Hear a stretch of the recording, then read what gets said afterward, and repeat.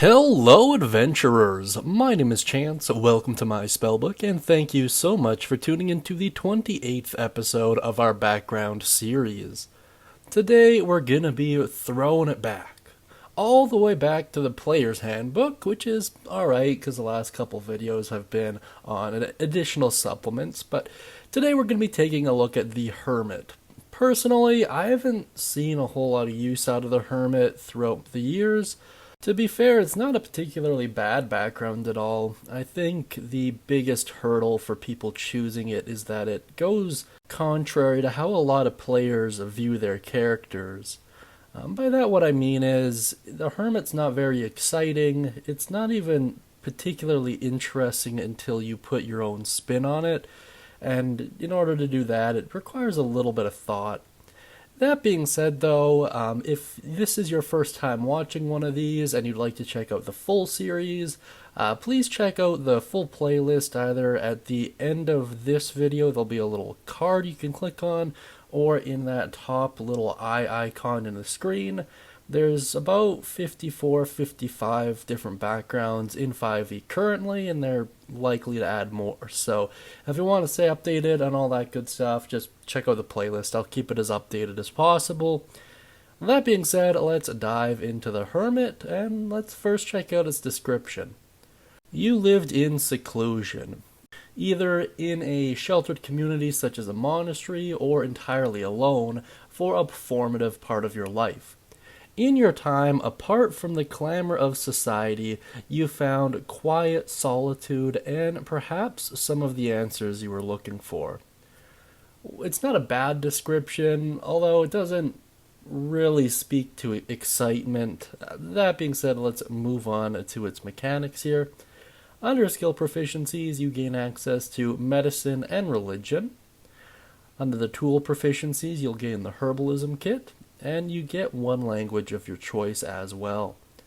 Looking at the equipment, you have a scroll case stuffed full of notes you might have taken during your time apart, a winter blanket, a set of commoner's clothes, and a herbalism kit, and 5 GP, which is on the lower end of the averaging.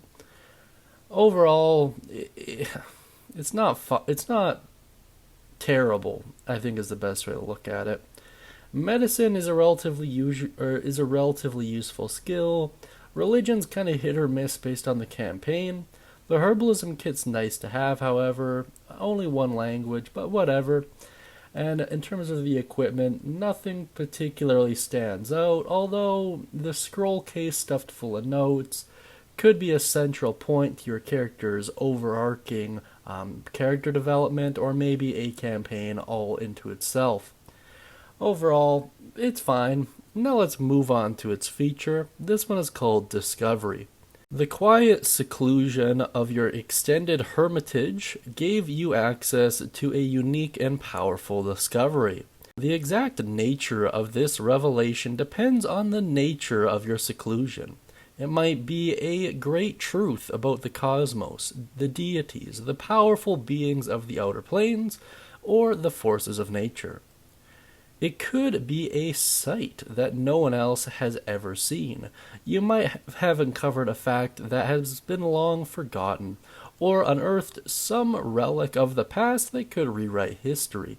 It might be damaging information to the people who or consigned you to exile, and hence the reason for your return to society.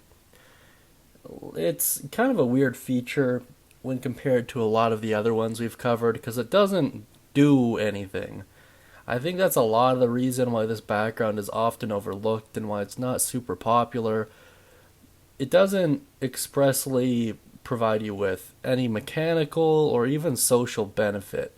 If anything, a lot of the times this is going to be viewed as a detriment. By that, what I mean is if you really do have all this great knowledge, then a lot of things are going to want to either kill you outright or use, abuse, and manipulate you to get that information into their own hands.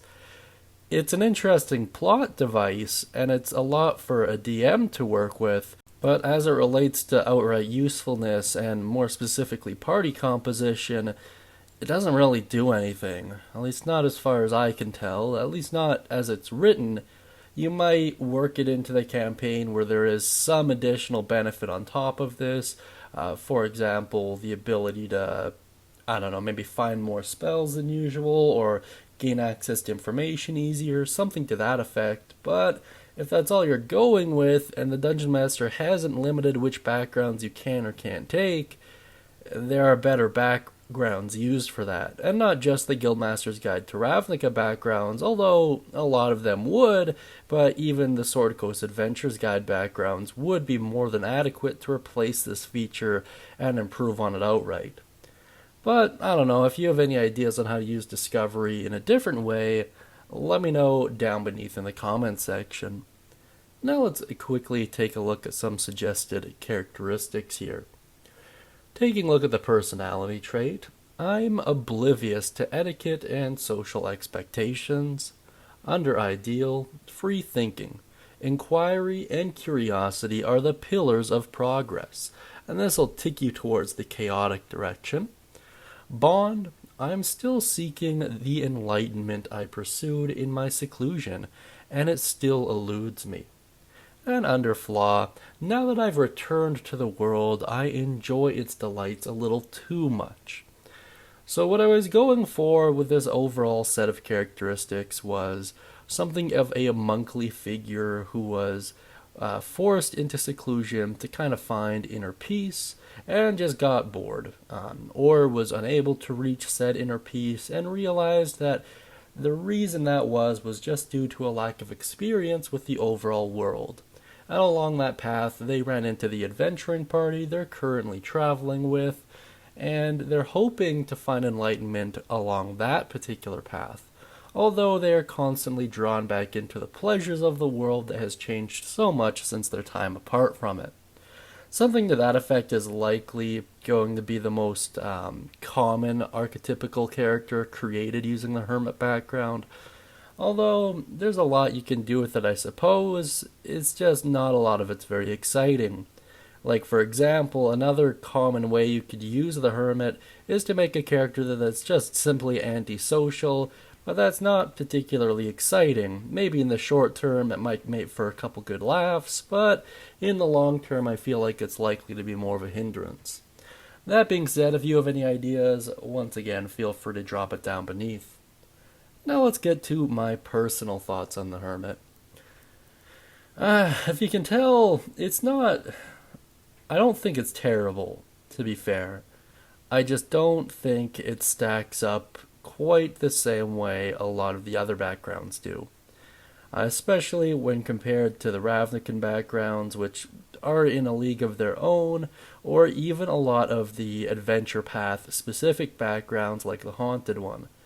This doesn't really provide any mechanical benefit that I can tell that most other party members wouldn't be able to get through other means, right? Like, the best thing is really the herbalism kit, as far as I can tell, and it's really sad when the best thing about a background is a tool proficiency, you know? That being said, though, there is a lot you can do with this from a Dungeon Master perspective. However, it would require changing up the feature to be a little bit more all-encompassing or provide alternative benefits on top of it. Maybe you might be able to get around that by doing something with the mechanics, like adding an additional tool proficiency, or maybe another language, or doing something with the equipment, but as it's written, I'm thoroughly underwhelmed, to say the least. Once again, it's not terrible, but out of all the backgrounds we've covered, I don't really think this stacks up to any of them, to be completely honest. But, I don't know. Maybe I'm completely wrong and misguided. Maybe I misunderstand a lot of what's going on here, but I don't think so. In any case, let me know what you think down beneath in the comments section. Be sure to mention any thoughts, questions, comments, or concerns you have regarding the Hermit, and any characters you might have played or stories involving them as well. And if you'd like to gain access to a free one-shot, please just go to the guild hall, use code WELCOME upon checkout.